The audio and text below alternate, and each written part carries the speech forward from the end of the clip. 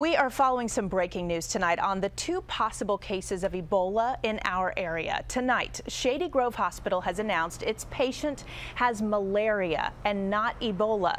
Test results for a possible case at Howard University, though, are not yet known tonight. But the potential for the deadly disease in our area really has people on edge. Roz Plater is live at Howard University Hospital tonight. So, Roz, what are officials there saying tonight? Well, we are still waiting to hear about test results on the patient here. We also know that the patient here at Howard had traveled to Nigeria, which is not, repeat, not one of the Ebola hotspots. Also, the Secretary of Health and Human Services says the patient here at Howard was exhibiting malaria-like symptoms.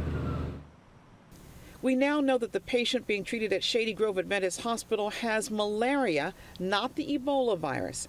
Another patient suspected of having Ebola is being treated at Howard University Hospital, but at a White House briefing, the Health and Human Services Secretary said that patient, too, had malaria-like symptoms. Haven't seen the results of the test yet, and I think that's the most definitive thing and the most important thing.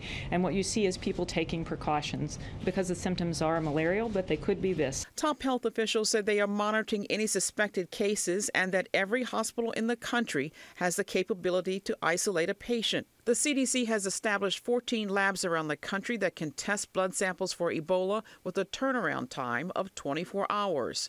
But critics point to the missteps in Dallas, 5 days after the confirmed Ebola patient was hospitalized. The first hazmat teams finally began cleaning the apartment he lived in, and he may have had contact with nearly 100 people. Officials say lessons were learned, and there is still no reason for fear. This outbreak began in March of this year. Since that time, there have been tens of thousands of individuals who have come to this country from the affected region. And we have now seen one case. I'm convinced that the system that's in place with our healthcare infrastructure would make it extraordinarily unlikely that we would have an outbreak.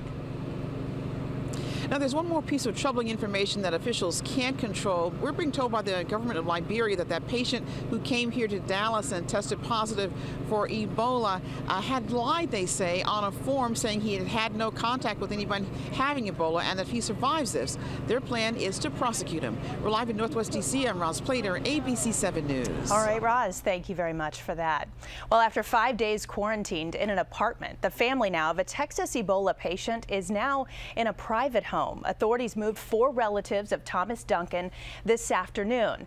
At the same time, crews in hazmat suits began decontaminating the apartment. The family will remain under observation for another 2 weeks. None have gotten sick. Tonight, though, Duncan is in serious but stable condition at a Dallas hospital. Meanwhile, funds to help fight Ebola got a boost from the Fillmore in Silver Spring this evening. It hosted this benefit right here, featuring Nigerian-born singer Jay Martin, who hosted the event, and other acts were there to perform as well. There's no word yet on how much money was raised at that event, but the proceeds will all go to Doctors Without Borders and the International Medical Corps.